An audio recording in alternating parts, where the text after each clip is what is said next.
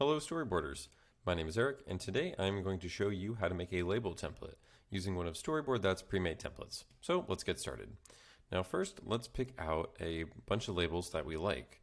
Now we have a whole bunch of great options to choose from with fun themes. I think I'm going to go with this one with the musical notes. I'm a big music fan and I think this might be helpful for me to organize my collection. So let's just click the copy template button that's right below. And this will bring us directly into the Storyboard Creator, which will then ask us to give our template a name. Now you can name yours whatever you would like. So I'm just going to go with template 1 and click continue.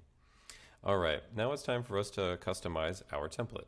This is where we get to add characters, items, update the text, change the background, whatever it is that we want to do. So first I would like to add a character, somebody to help me organize my collection. So let's go up to our characters menu and I'm going to go into the teens category and let's find somebody who looks like me, how I looked when I was a teen. And honestly, this looks pretty accurate. So to add a character, just drag and drop into your storyboard. And now we get to customize. This is where we get to update poses, facial expressions, change color, whatever it is we would like to do. So let's just customize our character here. And let's just change some shirt colors. Yep, that's exactly what I look like now, and that's what I looked like then. So when you're all done making your changes, just click Update Pose, and there we go. Now you can move your character anywhere you would like in the storyboard, as well as resize them. Just grab the corner of the image and drag. All right, there we go. I think that's pretty good. Now next is items. So you can search the items menu up top and go through all these fun categories, but if there's something specific that you would like, just search for it in the upper right hand search menu. Now let's search for an instrument. Let's try a trumpet. And there's a trumpet. Alright, so just like our character, all you have to do is drag and drop into the storyboard. And there we go. Now I'm going to shrink this down as well, and I'd like to rotate it. So let's shrink this trumpet. And if you want to rotate an item or a character, just grab this little button right up top. Oh, try again. Just drag this and turn. There we go. And let's center this right here. All right, great. Now next is the background. Now since these are labels that I would plan on printing out, I don't need to have anything here in the white space. It's just going to waste printer ink. But we have all of these nice little boxes with musical notes. So if we want to edit any of these, all we have to do is select the item, go into our right hand menu, and we can change any color we would like. So you can come up with a lot of really fun options, but if you want to add something else entirely new, just go up to your scenes menu and you can select anything up here. Now our labels are on the longer side, so let's go into our 16:9 scenes. Now these are a little bit longer format. And let's go over to patterns. So we don't have a lot of space here, and these are going to be pretty small, so we don't need anything too distracting. Just a nice simple design will work. So let's scroll until we find something we like. All right, let's go with this one. So let's just drag and drop. And now that we have our scene in place, I think I'd like to replace it with one of these. So let's line this up. Now, if you wanted to have this scene fill the entire frame, all you would have to do is go to your right-hand menu and click Stretch to Fill. And you can select any one of these options. So if we were to do non-proportional, this would warp the image a little bit, but it fills the frame entirely. Click OK, and there's the frame. There's our scene in the frame.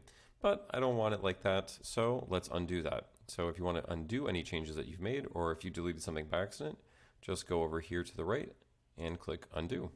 All right, so let's resize this manually. Just like our character, we're going to drag the corner. And now it doesn't fit perfectly. So you can either stretch it out and then crop it. If you go to your right hand menu, you can select crop and just slide this over. Click OK. But I don't really like how that's cropping off part of the design, so let's just simply stretch it. So let's undo that crop. And now we can just stretch. So if you notice, we have our four corners with little buttons, and in the center of the side, we have another button in gray. Just drag that, and it will stretch or in this case, squish our scene. So let's line this up as we can, and there we go. Now let's send this all the way to the back and delete this pre-existing one. Just select your item and click delete on the right-hand menu. All right, there we go. Now, last but not least is text.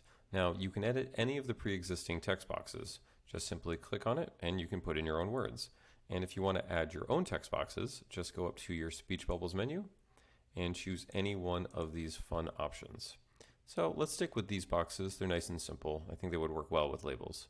So let's give a title to this label here. So one of my favorite genres of music is jazz, and a subgenre of jazz is bebop, which is one of my favorites. Bebop is a fast tempo jazz that came about in the 40s. That would later lead into hard bop, which I also really love. But let's start with bebop. So we have our title here, but I'd like to change this font and make this text a lot larger so I can see it easily. So if you want to make those changes, just highlight what you want to change and go to your text editor here, and let's start with a larger font. So let's try 36. All right, I think that looks pretty good. And let's grab a new font. So I want something that's going to be pretty easy to read, not too distracting. All right, let's go with this one here. All right, I think that looks pretty good. And we can even make it bold, just to give us a little extra emphasis. All right, now I'd like these to be on 2 lines. So if we click right here and hit return, let's delete that extra space. There we go. Now the spacing between these is a little tight. So I'd like to change that. Now this is what is known as leading. When you have 2 lines, the space between them, you can adjust it. So just highlight your text, go to your text editor, and we can change the leading. This little drop down, let's go with 1.4. All right, I think that looks pretty good. Now, when you're all done making the changes to your labels, all you have to do is click the orange Save and Exit button in the bottom right-hand corner, and that is how you make a label using Storyboard That. Thanks for watching, and happy storyboarding.